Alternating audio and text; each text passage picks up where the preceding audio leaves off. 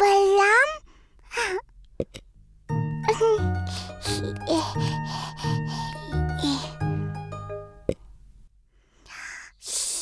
मैया को मत बताना, नहीं बताना।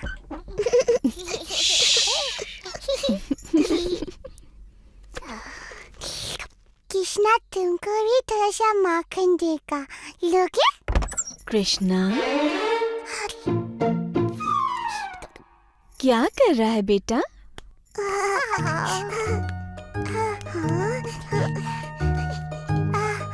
ये नटखट माखन चला रहा था। मैंने इसे मना किया और इससे माखन वापस ले लाता।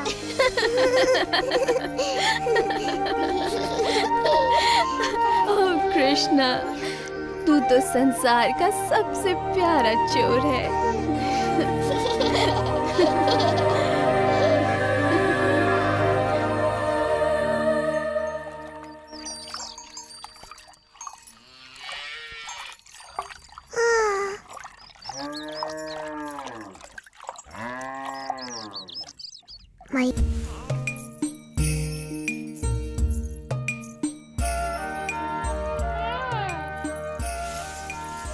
मुझे तो ऐसा लगता है कि ये समस्त सृष्टि की पालिनी देवी पार्वती हैं। ये अवश्य ही कोई देवी है जिनका दूध मेरे कृष्ण को और भी अधिक शक्ति प्रदान करेगा। बस जी भर के दूध पियो मेरे लाल, क्योंकि इसके बाद तुम्हें कभी भूख नहीं लगेगी।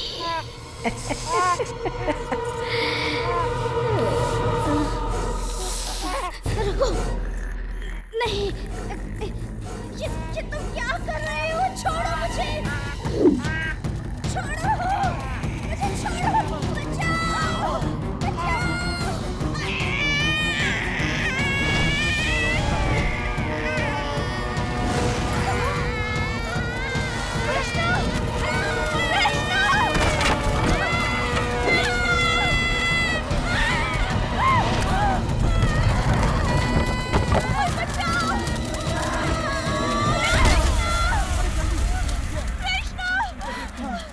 कृष्णा, कृष्णा, कृष्णा, इतनी बड़ी राक्षसी कृष्णा कहाँ है? वो रहा। लाख शुक्र है, कृष्ण सक्षम है। कृष्णा,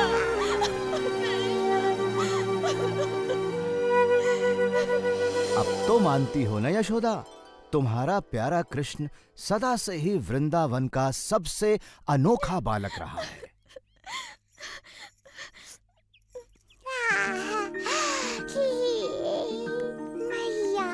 कृष्णा, मैं ये कैसे भूल गई थी कि तू सच में इस पूरे संसार का सबसे अद्भुत बालक है। लो। आपके दोनों ही पुत्र बड़े प्यारे हैं नंद महाराज, और बलराम की मुस्कान तो बड़ी प्यारी है।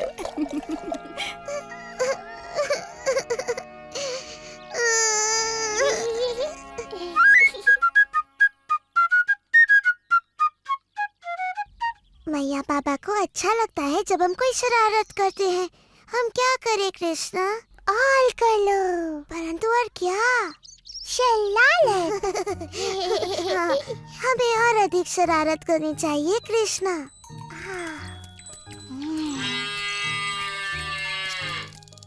तुम जितने भोले दिखते हो उससे कई अधिक चतुर हो। आओ मिलके ऐसी शरारत करें कि मैया बाबा देखते ही रह जाए। चलो सारे बछड़ों को गायों का पूरा दूध पिलाकर हम उन्हें दिखा दें कि हम कितने चतुर हैं। चलो खोल दो सबको।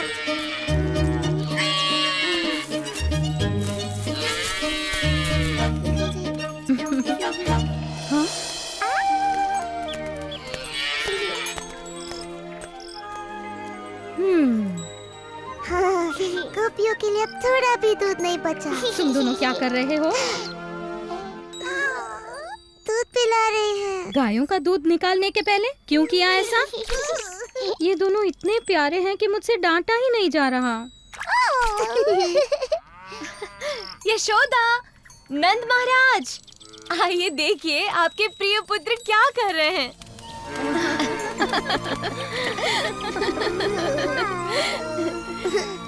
मानते हैं ना कि हम वृंदावन के सबसे शरारती बच्चे हैं।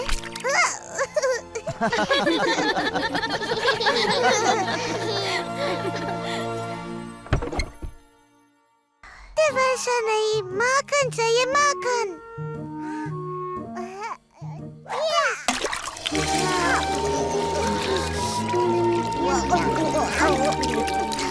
तुम दोनों माखन चोरों को मैंने पकड़ लिया। देख तुम दोनों को दंड दे। इनकी शरारतें अब बढ़ती ही जा रही हैं।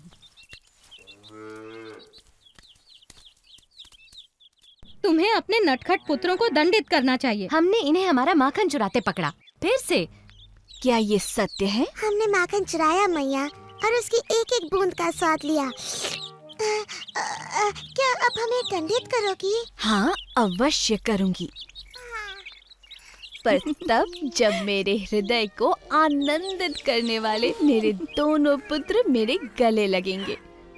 हमारे नटखट माखन चोर कृष्ण और बलराम। पर इन्होंने हमारा माखन चुराया। माखन हम अपने बालकों के लिए ही तो निकालती हैं, है ना? हाँ, निकालती तो हैं। तब तो तुम्हें सदा हमारे गले लगे रहना पड़ेगा।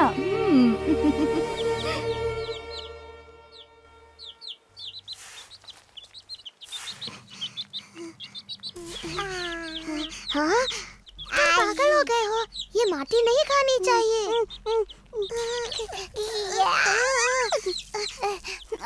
नहीं खाओ, नहीं कृष्णा, फेंक दो इसे। हाँ, नहीं नहीं नहीं नहीं नहीं। अगर तुमने माटी खाई तो मैया बड़ी अप्रसन्न होंगी। चलो चलो मैया के पास। मैंने कुछ नहीं किया। तुमने क्या नहीं किया? मैंने उसे मना किया था, पर फिर भी उसने खा लिया। क्या खाया? माटी। क्या ये सत्य है? क्या तुमने? तुम्हारी बुद्धि बिल्कुल ठीक है। क्या तुम्हें अभी तक समझ में नहीं आया कि कृष्ण में कुछ विशेष है? परंतु उसके मुंह में मैंने...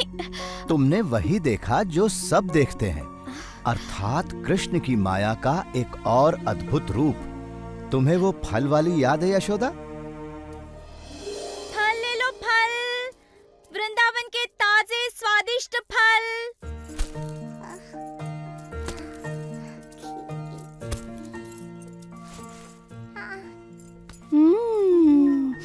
इन आमों की तो सुगंध बड़ी अद्भुत है कृष्ण। क्या एक बोरी अन्न तुम्हारे सारे आमों के लिए पर्याप्त है? बिल्कुल महाराज नंद, आप बड़े परोपकारी हैं।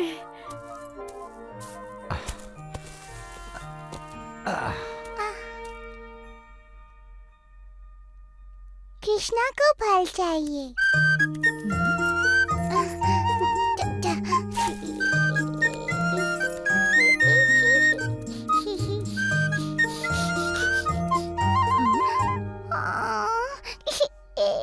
ओ, रो मत नन्हे कृष्ण, मेरे फलों के लिए इतना ही पर्याप्त होगा।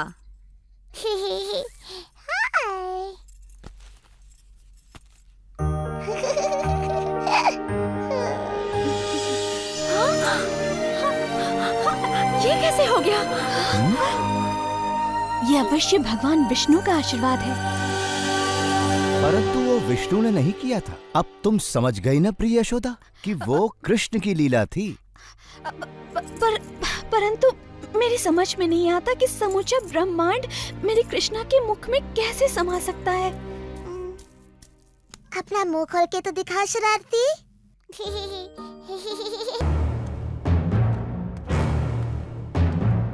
मुझे देववाणी से चेतावनी मिली थी कि मेरी बहन का 8वां पुत्र मेरा काल बनेगा। पहले सात तो स्वयं काल के काल में समा गई, परंतु 8वां ही मेरा काल है। मैं आदेश देता हूं कि पिछले 10 दिनों में जन्मे सभी बच्चों को मार दो, ताकि यदि मेरा काल जीवित है तो उनमें वो भी मारा जाए। जो पूतना को अच्छी तरह नहीं जानता वही उसे ऐसा दुष्कर्म करने का आदेश दे सकता है। क्योंकि पूतना तो स्वयं ऐसे कर्मों को करने की प्रतीक्षा में रहती है।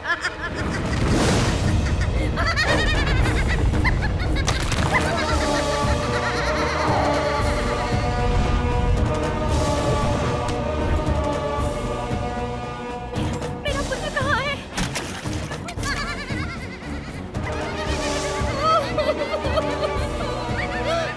मेरा बच्चा! सुनो तो, क्या तुमने यशोदा और नंद के बेटे को देखा? कृष्णा कितना सुंदर है। हाँ, बड़ा ही अद्भुत है। उसे देखकर मैं ऐसी मोहित हुई कि सुध-बुद्धि खो बैठी। इतना नन्हा सा है और आंखों में ऐसा आकर्षण। कृष्ण सच में बड़ा अद्भुत है। कृष्णा अद्भुत, हाँ यही होगा वो। परंतु यदि सच में वो इतना शक्तिशाली है तो अवश्य ही घातक भी होगा। मुझे पूरी तैयारी से जाना होगा।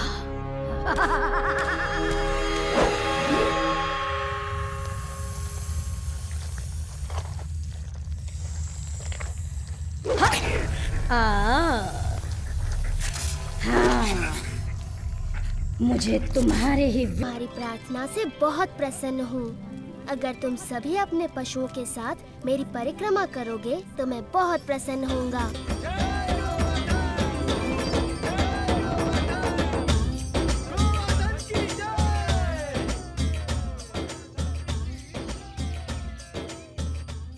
देखो कितनी बड़ी पूजा हो रही है।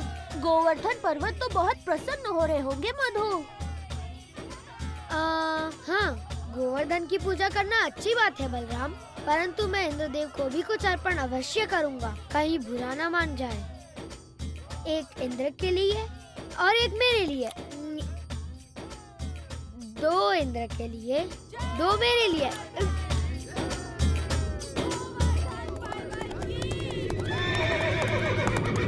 देखिए तो, वृंदावन वासी गोवर्धन पर्वत की पूजा कर रहे हैं। ये तो बड़े अचरज की बात है। उनकी ये हिम्मत! मुझे तुरंत इंद्र को सूचित करना होगा।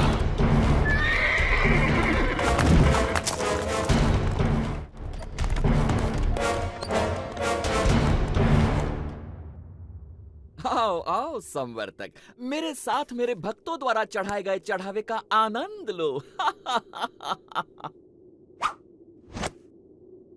क्षमा चाहता हूँ देवराज इंद्र, परंतु ये समाचार आपको विचलित कर सकता है। अब ये मत कहना कि तुमने गलती से एक और गांव को बाढ़ से भर दिया। ये बात मन से निकाल दो।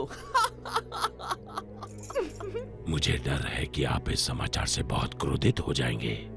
देवराज, वृंदावन गांव के वासियों ने आपकी बजाय गोवर्धन पर्वत की पूजा शुरू कर दी है। क्या? गोवर्धन पर्वत की? काल के लिए चलना।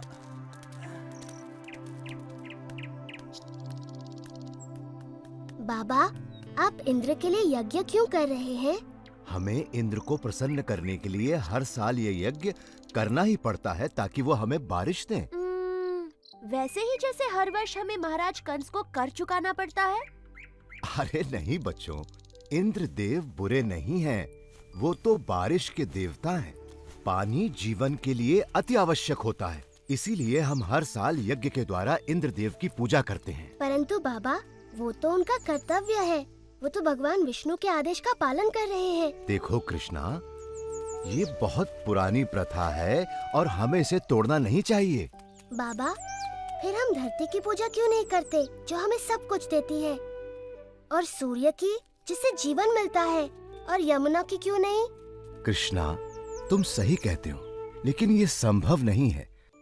हम सदियों से चलती आ रही इस प्रथा को अकस्मात ही तोड़ नहीं सकते बेटा। परंतु बाबा, क्या हमें आंखें बंद करके प्रथाओं को मान लेना चाहिए? वो तो भगवान विष्णु हैं, जो इंद्र और सभी देवताओं को शक्ति प्रदान करते हैं। कृष्ण बिल्कुल सही कह रहा है। सभी देवता भगवान विष्णु के आदेशानुसार काम करते हैं। और वैसे भी वेदों में इंद्र के लिए अलग से यज्ञ का विधान नहीं है। हम ग्वाले हैं, हमारी संपत्ति हमारी गायें हैं और वो भोजन के लिए निर्भर करती हैं इस गोवर्धन पर्वत पर। हम भी सभी चीजों के लिए गोवर्धन पर निर्भर करते हैं, इसलिए हमें गोवर्धन की पूजा करनी चाहिए, ना कि इंद्र की। मेरे वृंदावन के प्यारे मित्रों, हम सबको गोवर्धन पर्वत का हृदय से आभारी होना चाहिए।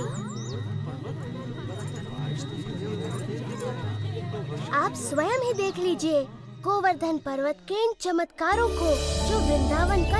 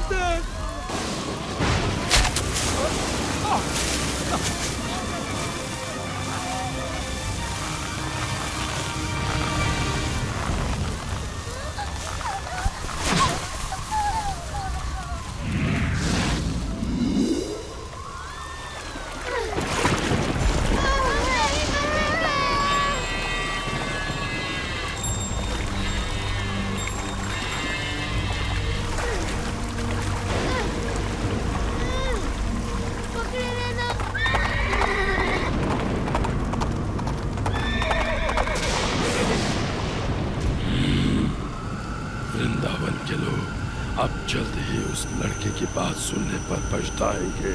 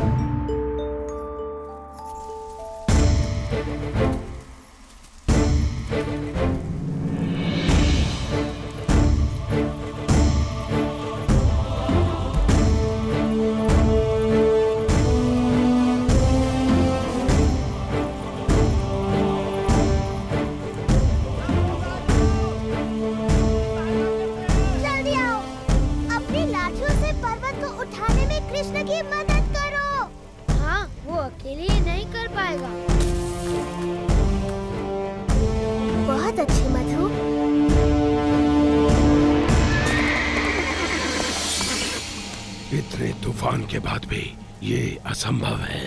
यदि हम इंद्र के आदेश अनुसार इस छोटे से गांव को तबाह नहीं कर पाए तो वो हम पर कोई दया नहीं करेंगे। आगे बढ़ो मेरे योद्धाओं, ये तूफान तब तक थमना नहीं चाहिए जब तक वृंदावन पूरी तरह पानी में डूब न जाए।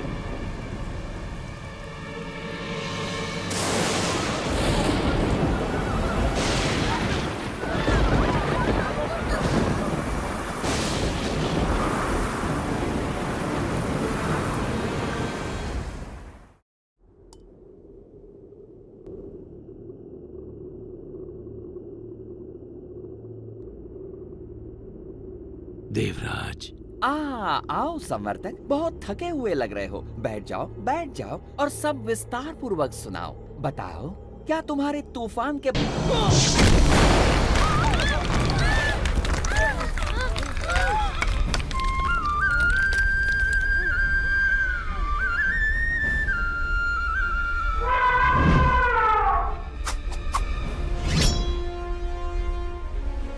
इंद्र के क्रोध से बच नहीं सकते। कृष्ण की बात मानने का दंड भुगतना होगा।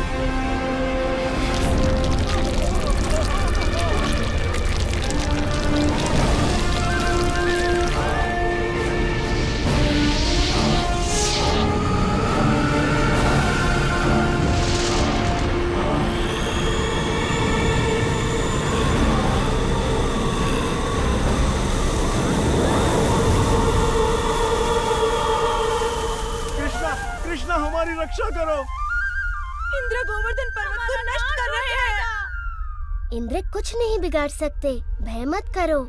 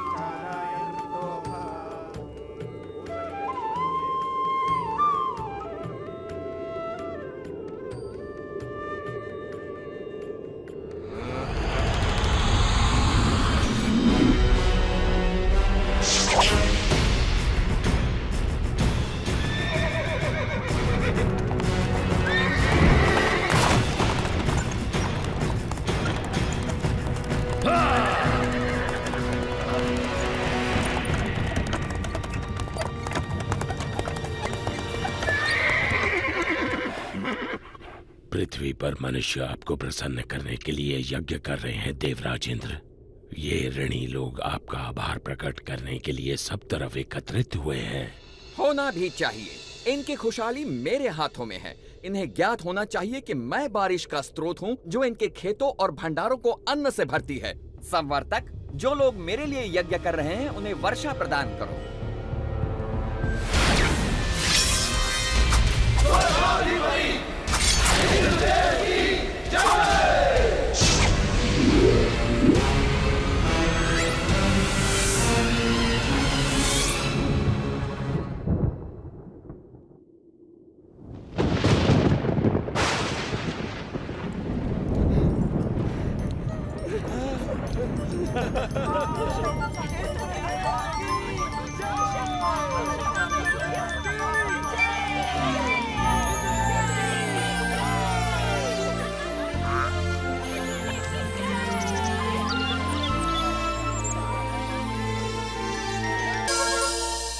मैं आ गई बेटा।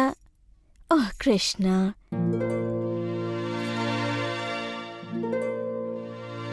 मैं जानती हूँ तुम छिप रहे हो, परंतु तुम्हें मुझसे डरने की जरूरत नहीं है कन्हैया। मेरी हंडिया फोड़ने के लिए मैं तुम्हें नहीं डांटूंगी।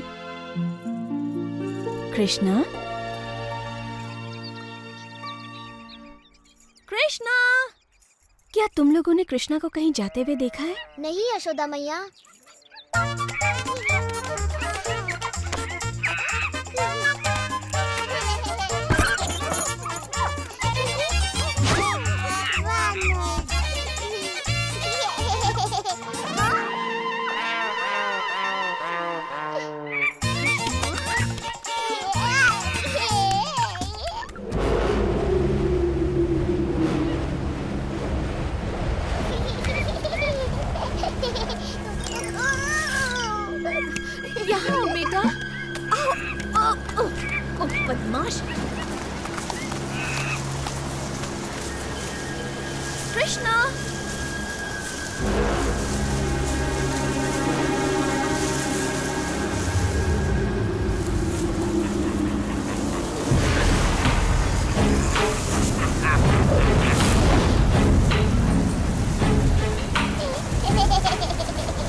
मुझे यहाँ किसी शक्ति का आभास हो रहा है।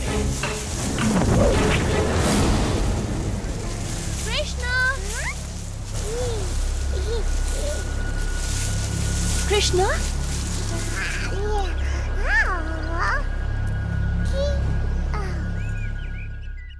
पकड़ लिया।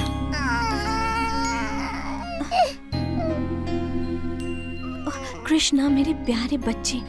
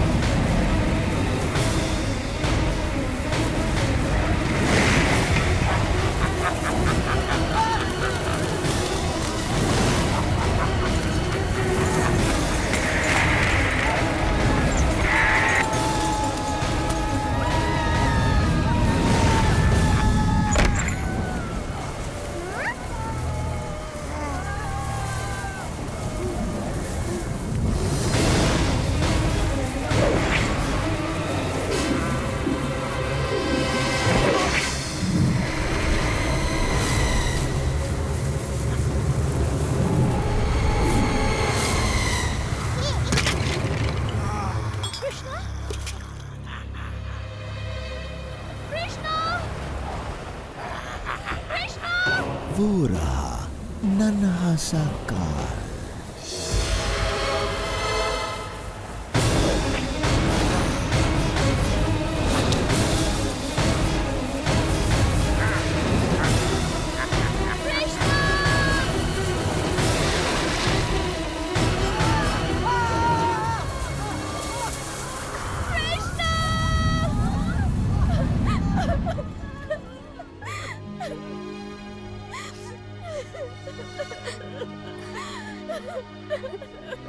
आओ यशोदा, हम कृष्ण को ढूंढने में तुम्हारी सहायता करते हैं। तो कैसे चलेगा? काला बादल।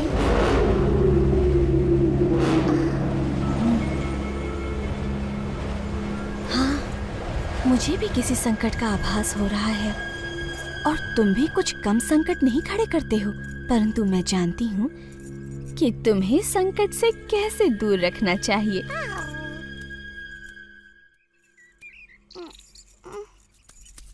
अब चुपचाप यहाँ खड़े रहो, मैं तुम्हें बांध देती हूँ।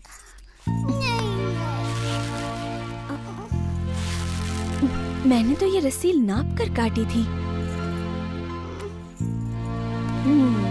अब इतनी लंबी ठीक है। बांधना नहीं।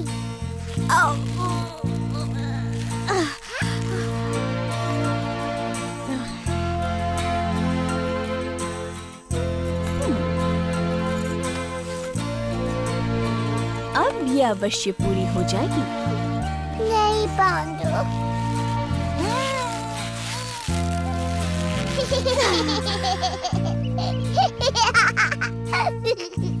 मुझे नहीं पता ये कैसे संभव है मेरे नन्हे कृष्ण। कदाचित तुम्हें बंधन पसंद नहीं, इसीलिए मैं तुम्हें बांध नहीं पा रही। कहो यही बात है ना?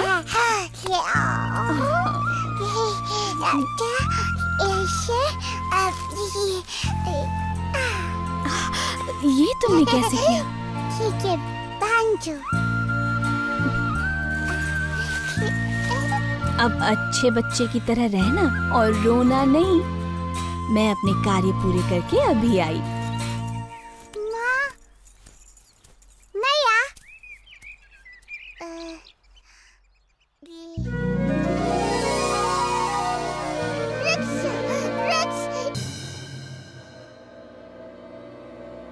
मुझे पता था वो मूर्ख राक्षस भी मेरी चुनौती स्वीकार नहीं कर पाएगा। तृणावर्त तक वो समाचार पहुंच गया होगा महाराज। कैसा समाचार? कि एक नवजात शिशु ने पूतना का वध कर। वो नवजात शिशु मेरा काल है, समझे?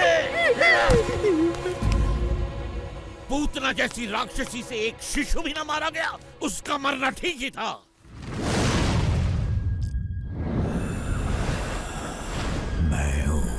तृणावर्त। तुम एक कमल फूल का रूप धरकर मेरे काल का संहार करोगे? कैसे मूर्ख दानव हो तुम! ये फूल नहीं महाराज कंस, मैं वो पवन हूँ जो इसे थामे हुए है।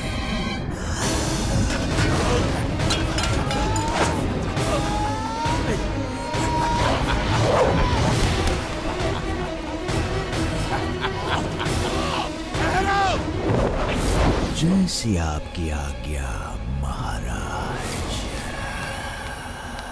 मेरे नवजात काल को ढूंढकर तुरंत उसका अंत करो। ये काल अवश्य ही कोई महाशक्ति है महाराज, जिसने आपको भी इतना चिंतित कर दिया। बहुत बड़ी महाशक्ति।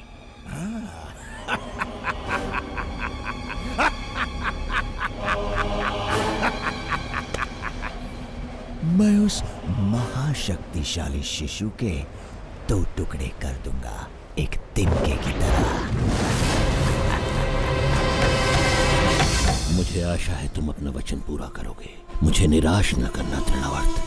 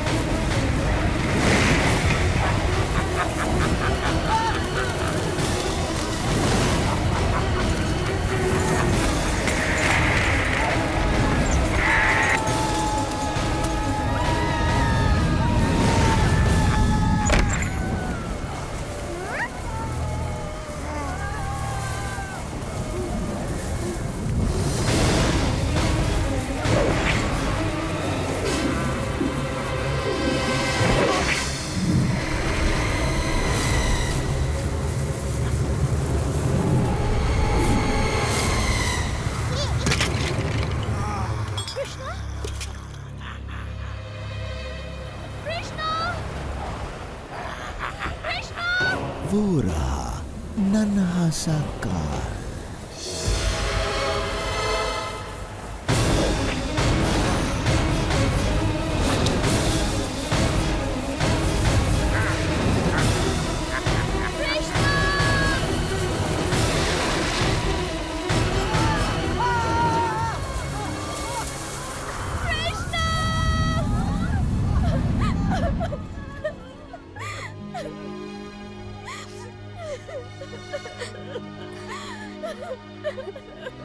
आओ यशोदा, हम कृष्ण को ढूंढने में तुम्हारी सहायता करते हैं। नहीं, अभी तो आरंभ भी नहीं हुआ। क्या तुमने घोंसले से धरती पर गिरकर टूटने वाले अंडे को देखा है?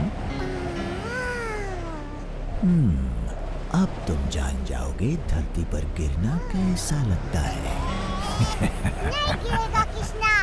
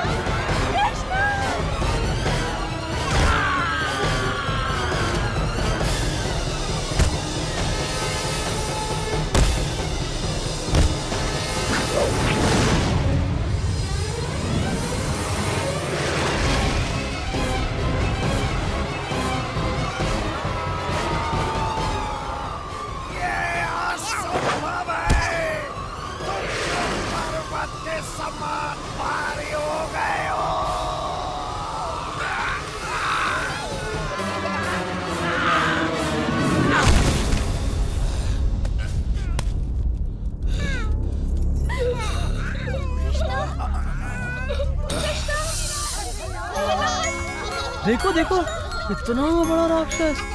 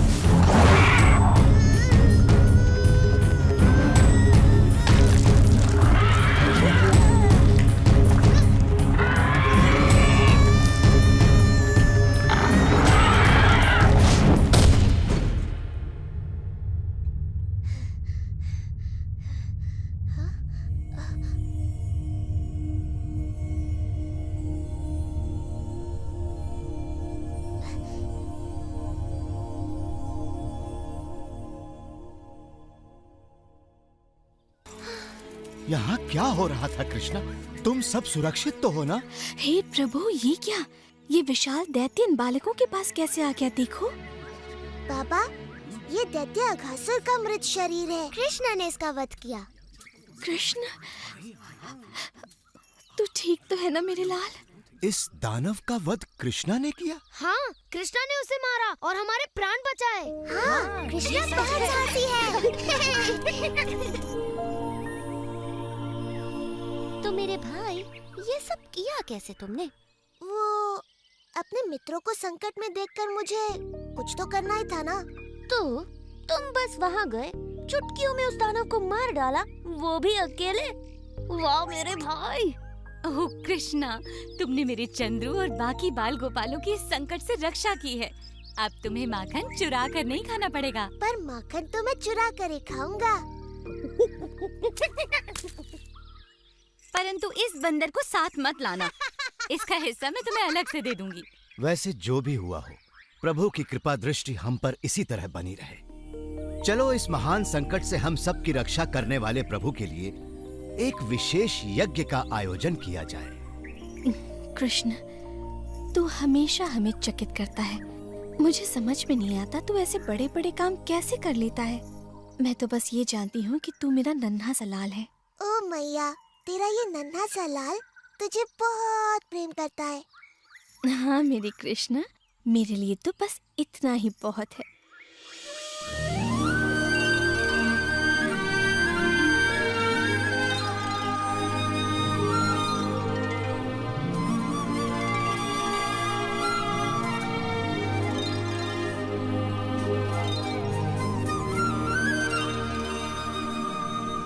कमी थोड़ी ना है जब तुम लोग मेरे साथ हो।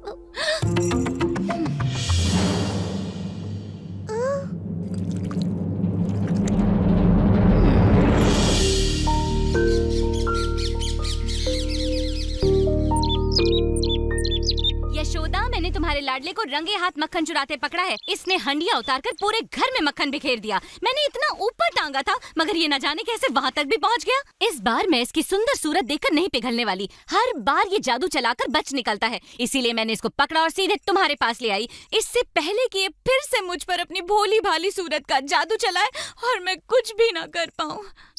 ओहो प्रभावती, मुझे पता है तुम कृष्ण पर क्रोधित हो और तुम उसे उसकी शरारतों के लिए दंडित करना चाहती हो, किंतु तुम्हें ऐसे झूठ नहीं बोलना। अगली बार ऐसा किया तो चंद्रा की जगह अपने पति का हाथ पाओगी और फिर पूरा का पूरा वृंदावन तुम पर हंस रहा होगा।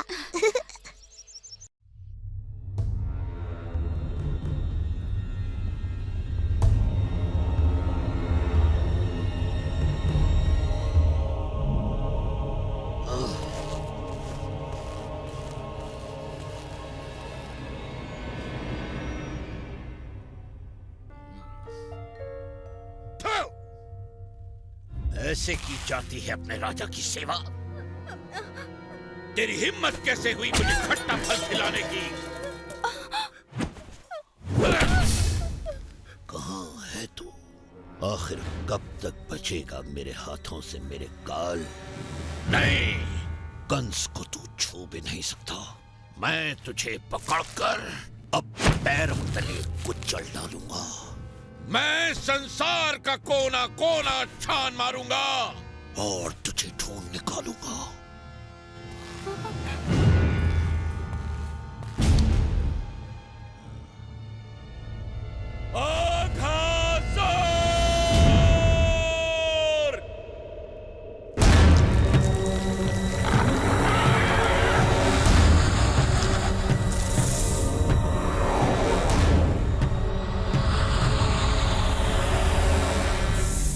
सेवक अघासुर, जाओ और जाकर ढूंढो मेरे उस काल को और उसे मौत के घाट उतार दो। ये मेरी आज्ञा है, जाओ। आपका आदेश मैं अपने विश से पूरा करूंगा महाराज कंस। तुम्हें उसका पता लगाना ही होगा। वो जहां कहीं भी हो, अपने विश से उसके प्राण हर लो। महाराज का ये काल तो बन गया मेरा नेवाला। अब जीवन भर मुझे भोजन की कोई चिंता नहीं। इस राक्षस ने ये क्या किया? हमें बिना विलंब किए इस दुष्ट का संहार करके कृष्ण की रक्षा करनी होगी। ऐरावत!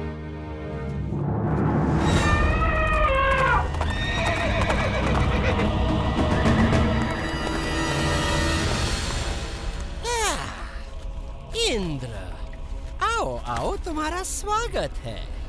मैंने ऐसा क्या कर दिया कि मुझे देवों के दर्शन होने लगे?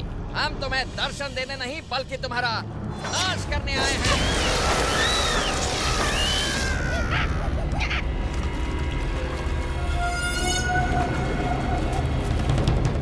तुम्हारे किसी भी शस्त्र का मुझ पर कोई असर नहीं होगा इंद्र। मेरा ब्रह्मदंड तुम्हारा अंत कर देगा बकासुर।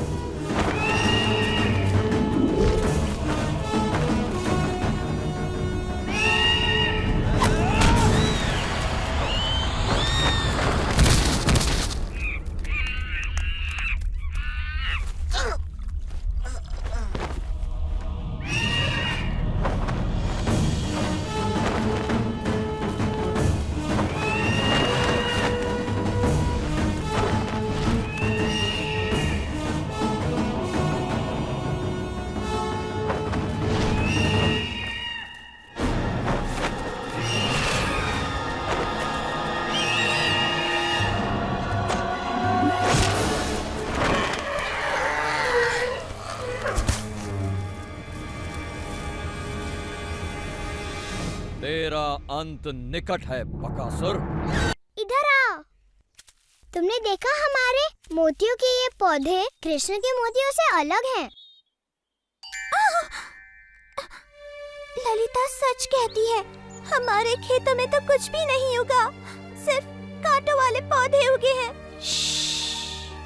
ये बात किसी को पता न चलने पाए, विशेष तौर पर माताओं को।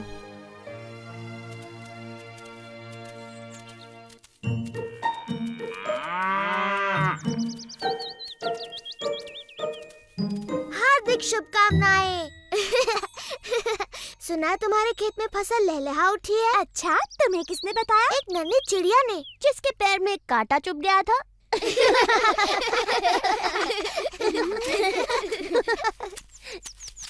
चलो मित्रों, त्योहार के लिए अपनी गायों को सजाया जाए।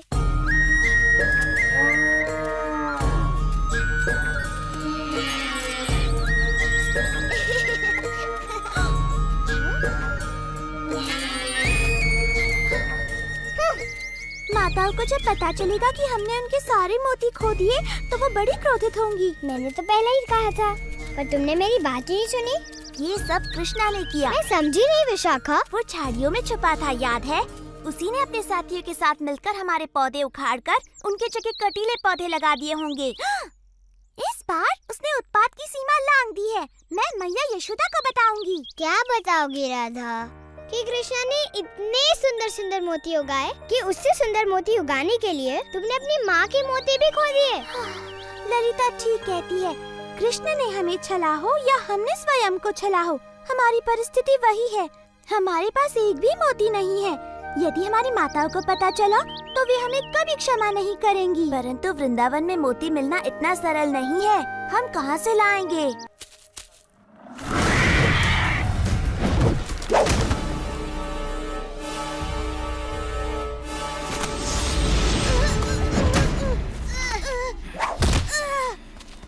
इसे अपना ही घर समझो स्वादिष्ट मित्रों। थोड़ी देर में मैं बाकी की भेड़ें लेकर लौटता हूँ। तब तक जितना चाहो चीख पुकार मचा लो।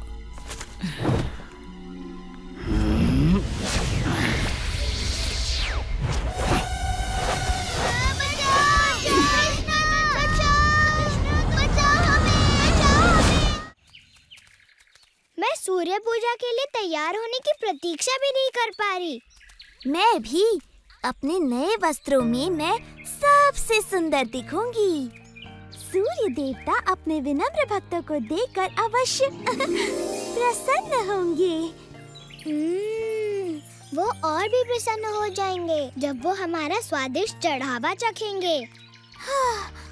आशा है चंद्रिका और प्रभावती मैया को अब तक पूजा कराने के लिए कोई योग्य पुरोहित मिल गया होगा। वो क्या था? एक विशाल हंस शायद। मुझे तो कोई गीत लगा। श्रीधाम, अब अपने अगले साक्षी को बुलाओ। मैं चारू को बुलाता हूँ। क्षमा चाहता हूँ सरपंच जी, श्रीधाम चारू को साक्षी नहीं बना सकता। क्यों नहीं? क्योंकि चारू भेड़ है और भेड़ बात नहीं करती। वो भेड़ नहीं, वो लड़का है। हाँ, परंतु जब अपराध हुआ तब वो भेड़ बना हुआ था, तो उसे बात भी भेड़ की तरह बतानी पड़ेगी। ठीक है चारू, मेरा मतलब मेरी प्रिय भेड़, क्या तुमने सुबाला को बाकी भेड़ें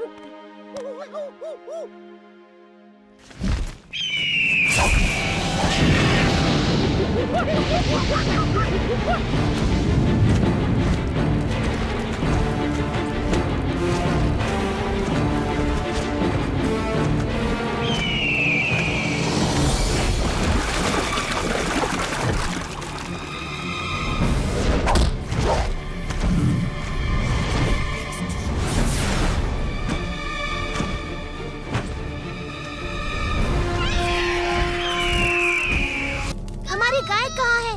वो वन में गई थी ताज़ी हरी घास चरने। हमें उनकी रखवाली करनी चाहिए थी, ना कि कर वसूली।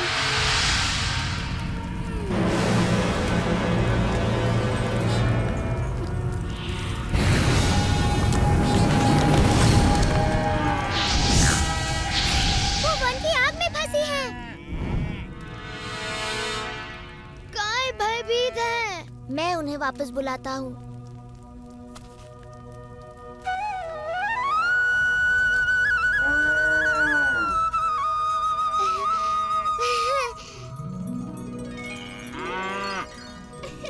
सुंदरी, तुम ठीक तो हो ना?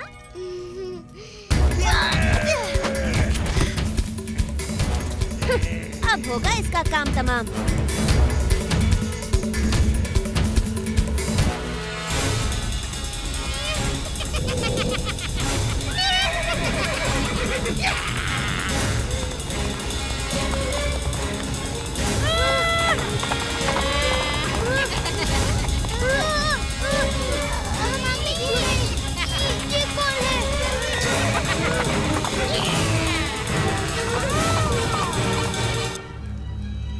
देखो, वृंदावन जल रहा है। हे प्रभु, परंतु वृंदावन में तो ठंडक है। ये तो अग्नि दैत्य है। कृष्ण और उसके मित्र वहाँ गाय चराने गए हैं, आप कुछ कीजिए। हाँ, उनके साथ मेरा मधु भी है। चलो जल्दी करो। अरे टोप को मत उतारना, तुम्हारी भद्दी शक्ल देखकर बेचारे पशु डर जाएंगे। अब तो नहीं बचेगा दुष्ट बालक, बहुत मजाक कर लिया तूने प्रलंबसुर के साथ। हम मजाक करके ही धूल चटाते हैं।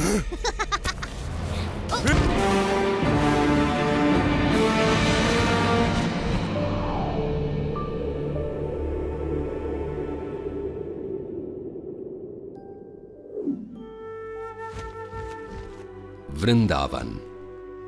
5000 साल पूर्व एक अद्भुत बालक ने अपना बचपन इसी पावन धरती पर बिताया और अपनी अनोखी बाल लीलाओं से वृंदावन वासियों के दिलों पर राज किया।